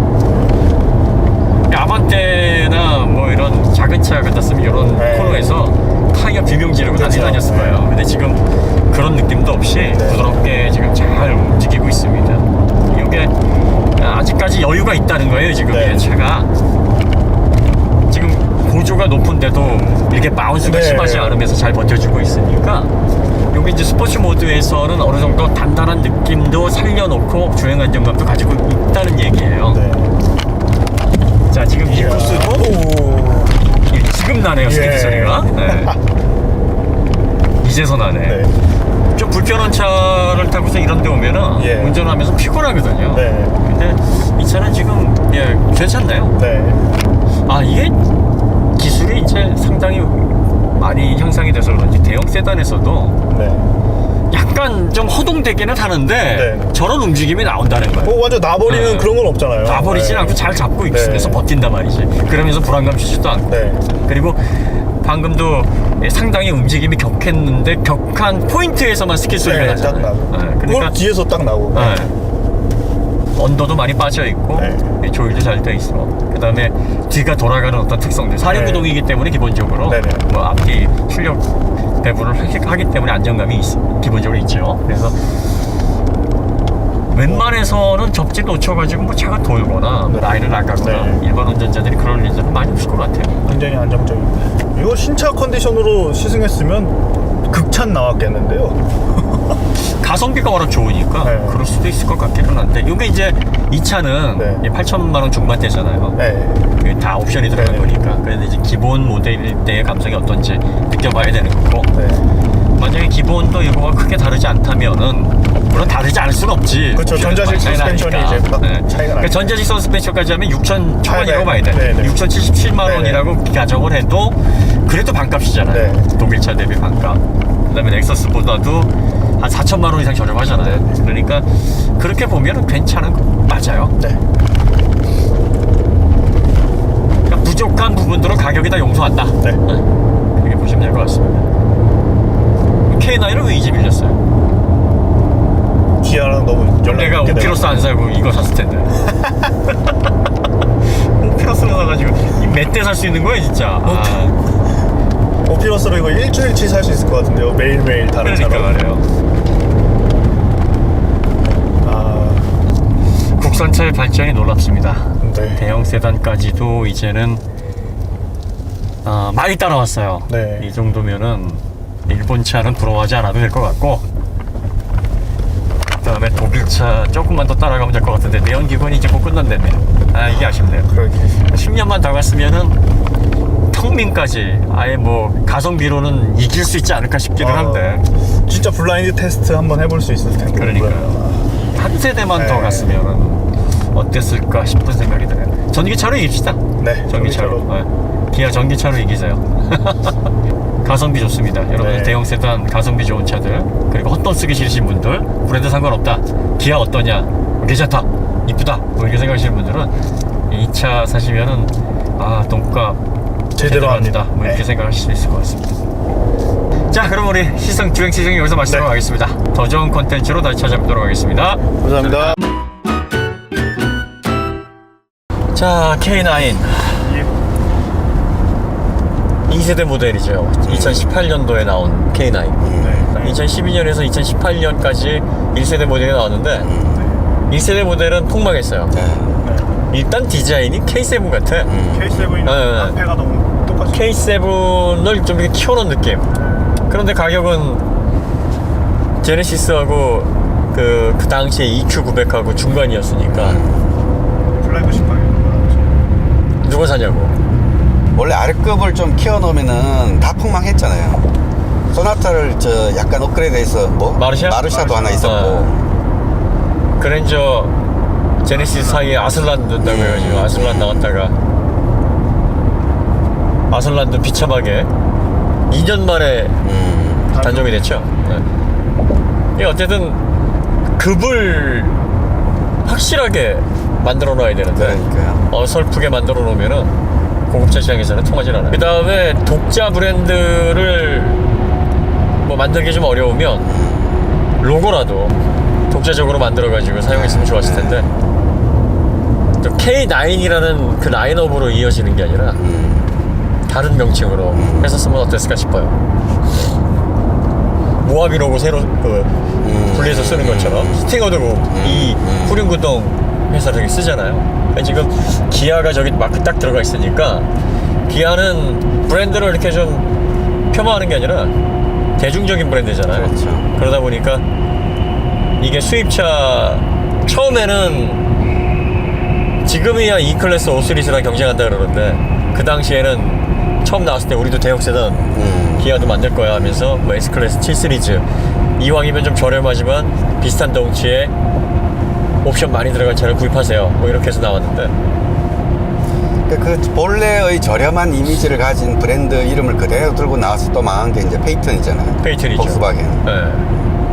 로고도 바꾸고 그다음에 페인트는 폭스바겐에서 나온 게 아니다라는 그러니까 뭔가, 히든 전략을 썼어야 네, 되는데 네, 네. 나름 그게 또 수제 공정이 많이 들어간 차예요. 또 거기 투자도 많이 했고 통방했죠. 그 모델을 딱 바라보면은 독자적인 가치나 이 돈 주고로도 살 수 있는 놈이야 네. 라는 그 느낌을 확 줘야 되는데 그게 안 살아있는 거죠. 그러니까 대형 세단 시장에서 살아남으려면 두 가지 중에 하나가 돼야 돼요. 그러니까 이제 헤리티지가 분명한 브랜드라서 이거 외에는 뭐 달리 뭐가 있나? 그 메르세데스 S클래스처럼 확실하게 각인이 되는 이거는 근데 이 프리미엄 전략은 아무나 할 수 있는 게 아니잖아요. 그렇죠. 선택받은 다이아몬드 주저들만 할 수 있는 거니까. 벤츠 같은 이렇게 좀 조상 잘 만나가지고 이렇게 잘 커온 이런 브랜드 같은 경우에는 그런 전략이 먹히는데 그래서 7시리즈도 안 되는 거 아닙니까? 맞아요. 타보면 사실 7시리즈가 공항 출고 완성도는 더 높은 것 같아.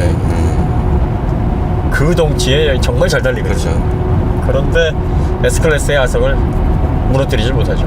상표라는 게 참 무서운 게 그 상표를 딱 보면 걔가 주는 그 이미지가 있잖아요. 그럼요. 예, 얘가 이제 일반 범용차 모델인지 아니면은 고급차 상표인지 네. 그 느낌이 딱 있으니까 그 느낌을 벗어나기가 참 힘든 거예요. 그러니까. 그렇죠. 시계 브랜드 중에서 가장 유명한 게 스와치인데 네. 스와치에서 300만 원짜리 나오면 사실 거예요. 그러니까 이제 다른 브랜드들은 어떤 전략을 세워야 되냐면 고급화에 목맬 게 아니라 대형 세단인데 가성비에 목맨다 그러면은 그러면 이제 사람들이 네. 이상하게 보는데 네. 그게 맞아요. 같은 가격이면은 사람들이 비슷한 가격이면은 전통적으로 고급 프리미엄 브랜드로 가는데 이게 가격이 확 차이 나버리면 가성비로 인해서 주목을 한단 말이에요. 그런데 주목을 하더라도 몇 가지 지켜야 될 원칙이 있어요. 첫 번째는 더 싼 모델을 연상시키게 하면 안 돼. 그렇지. 절대로 외형적으로 저렴해 보이거나 대중적인 차가 떠올라서는 안 되는. 그 다음에 두 번째는 그득그득 옵션이 들어가 있어야 돼요. 편안한 옵션, 뭐 안전 옵션 이런 것들이 그득그득 들어가 있어요. 그리고서 가격적인 이점이 확실하게 벌어져야 된다는 거죠. 그리고 동급에서 구입할 수 있는 차들 가운데서 안락성, 거주 공간, 외형 사이즈 뭐 이런 것들이 다 차이가 나야 됩니다. 그러니까 이제 K9이 브랜드가 굉장히 열악한데 1세대 모델에는 그런 어떤 그 후발주자로서의 대형 세단, 프리미엄 세단이 잘 팔려야 되는 어떤 그 요구 조건들을 많이 못 갖췄었는데 그렇죠. 2세대에서는 그걸 갖췄어요. 그러니까 외형부터 네. 좀 차별화됐죠. 외형 디자인을 이렇게 보다 보면 한 번씩 보게 돼요. 저거 무슨 차지? 처음에 나왔을 때 그런 느낌이었는데 그 다음에 이 실내 구성도 뭐 아주 뭐 튀는 어떤 고급스러움은 아닌데 뭐 이 가격대에 이게 사실 5,500만 원대부터 시작이란 말이에요. 그러니까 3.5% 개소세 적용하면은 5,400 얼마예요? 네. 그런데 이 레이아웃에서 크게 변경되지 않아요. 물론 세부적인 옵션 이런 그 컨트롤 박스라든지 뭐 듀얼 모니터 뭐 이런 HUD 이런 건 좀 빠지는데 기본으로도 이런 편안한 어떤 구성에서 불편을 주지 않는 옵션을 준단 말이지. 그러니까 사람들이 야 이거 E클래스나 5시리즈 엔트리 가격밖에 안 되는 건데 근데 확실히 차 앞에 E클래스 가네요. 사이즈도 그렇고 내부도 그렇고 차이가 나니까 그리고 또 디자인도 그렇게 없어 보이지 않고 그래서 이 차는 제법 소비자들이 예전에 나왔을 때 그 1세대 K9하고는 좀 다른 분위기로 관심을 좀 많이 갖는 편입니다. 대형 세단은 무조건 뭐 독일 세단이 좋다. 아니면 뭐 일본 세단, 대형 세단은 무조건 조용하고 좋다. 뭐 이런 공식들이 지금 있는데 이런 것들이 이제 서서히 무너지고 있어요. 그리고 우리나라 국산품들이 이 가전제품의 그 루틴을 지금 자동차도 따라가는 것 같아요.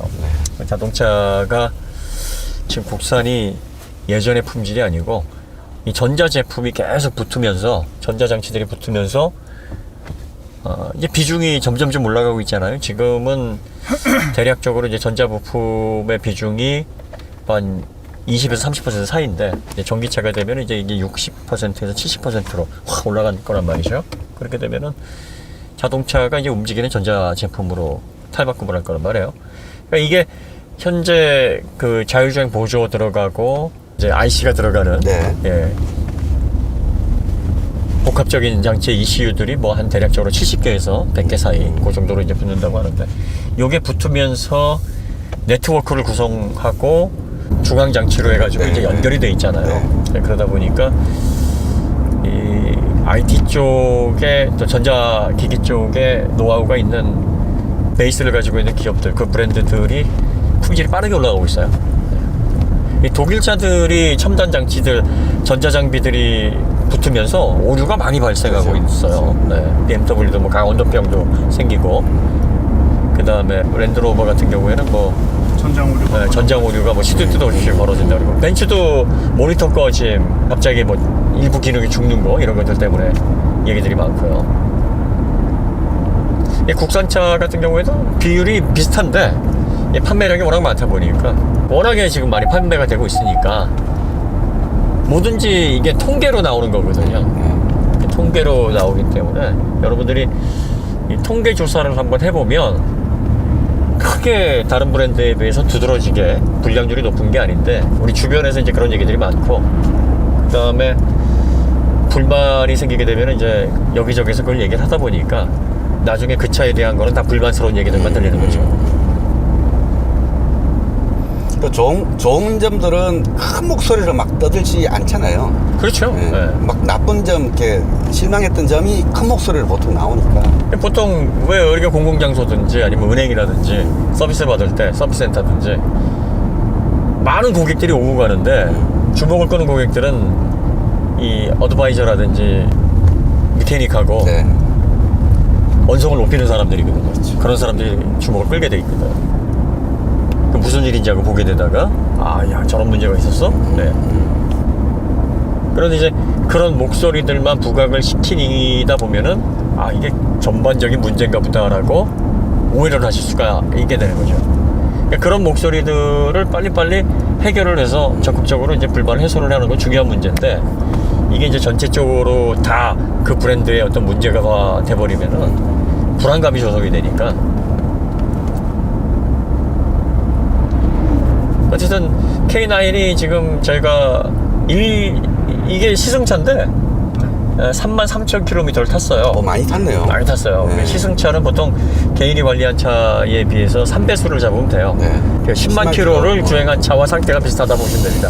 또 이거는 단기 시승용이라 고객 시승용이라 굉장히 좀 차가 상태가 안 좋아요 지금. 브레이크도 약간 디스크가 좀 휘어서 그 브레이크를 밟게 되면 떨기도 하고, 얼라이먼트도 살짝 좀 틀어진 느낌이 들어요. 내장재 여기저기 스크래치도 많이 나 있고. 그런데도 불구하고 이게 이 정도 사이즈에 이 정도의 그 MVH에 또 동력 성능도 이게 3.8 자유흡기라서 315마력 내거든요.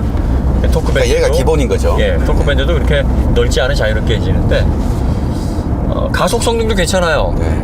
그럼 보통 힘이 좀 부족하다 그러면 120km까지는 잘 나가는데 그 이상부터는 뻗어나가는 힘이 좀 부족한데 얘는 네. 뭐 쭉쭉 잘 나갑니다. 뭐 밟지는 않았지만 MVH 좋아요. 지금 대형 세단답게. 그리고 또 오히려 뭐 독일 세단에 비해서 좀 더 조용한 것 같아요.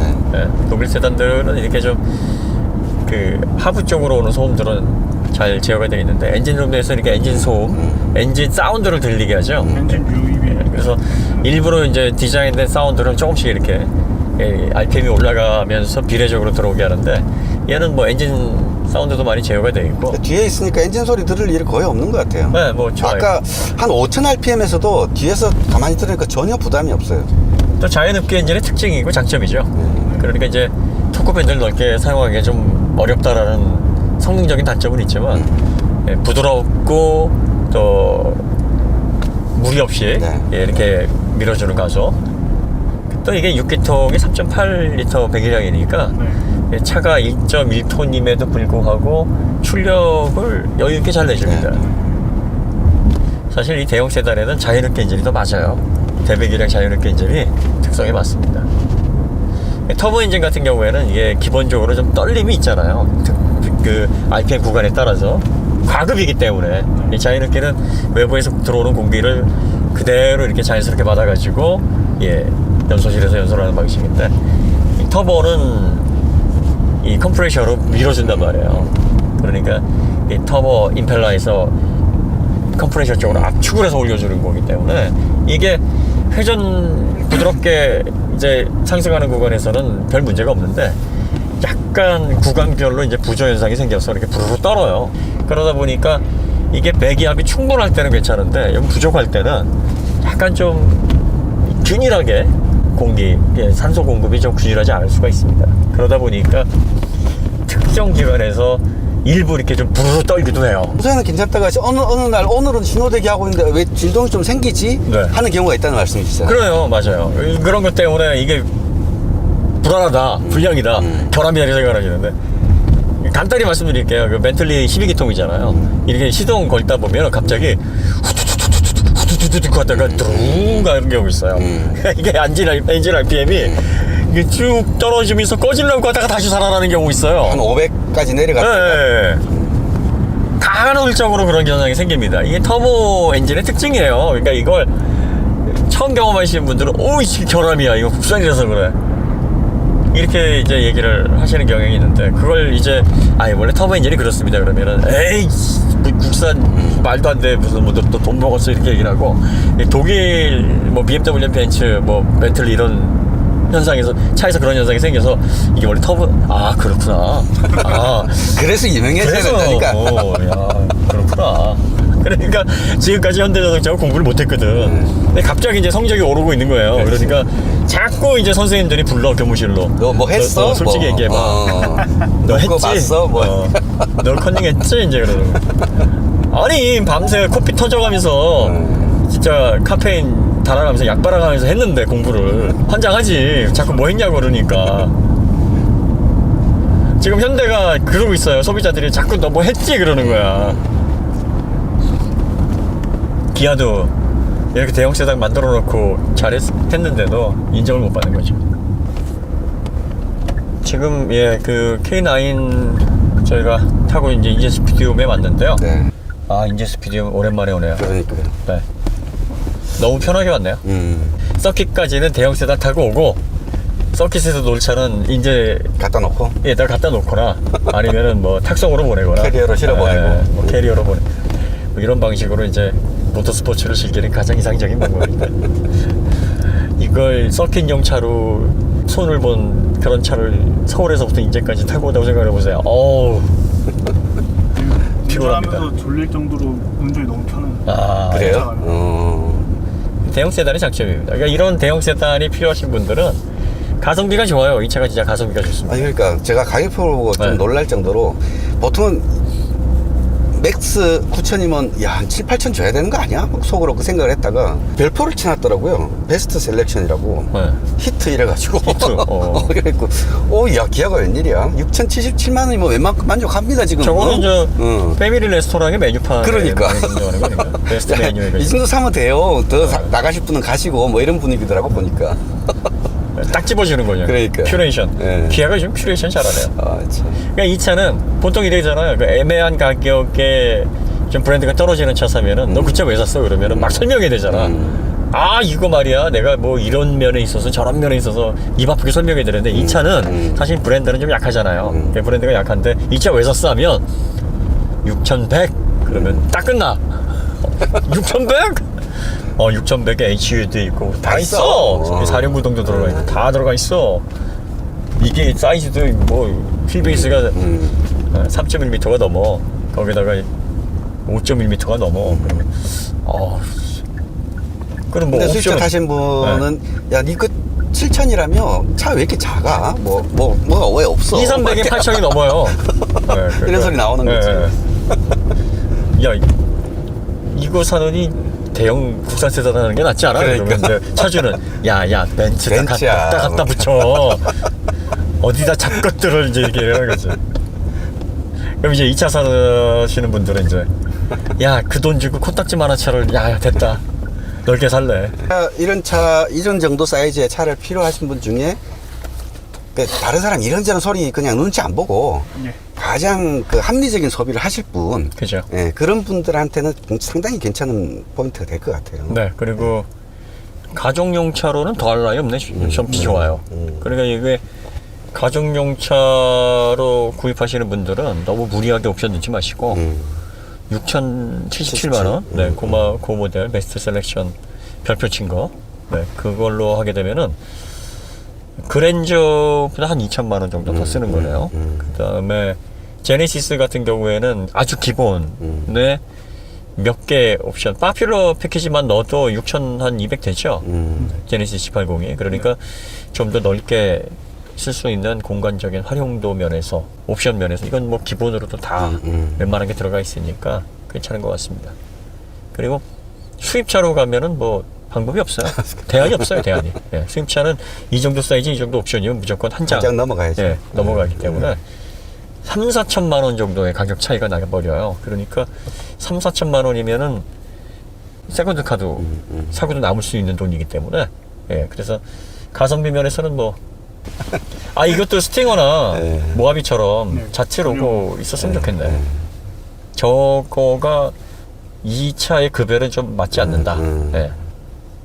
굳이 뭐 기아 로고를 안 넣을 필요도 없지만 저렇게 넣어가지고 대중 라인하고 얘를 같은 성상에서 뭐 이렇게 이어지는 모델이다라고 말하기도 좀 그렇지 않나 싶긴 합니다. 아니면 그냥 K9만 딱 붙여버리든가. 그렇죠. K9 도안 좀 예쁜 게 해서, 예, 아니면은 그냥 K만 집어넣던가 뭔가 좀 차별화가 있었으면 좋았을 뻔했네요. 그거 외에는 크게 아쉬운 거 없어요. 네네. 별로 이 차는 까고 싶지가 않아.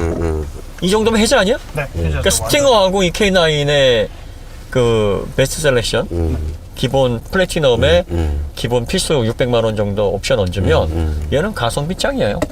전 세계에서 이 정도 사이즈 때는 이 정도 옵션의 대형 세단이 있나요? 자, 그럼 뭐 간단히 2열 시승기와 뭐 K9 나온 지가 좀 돼가지고 세부적인 어떤 얘기를 좀 하긴 좀 그래서 여기서 마치도록 하겠습니다.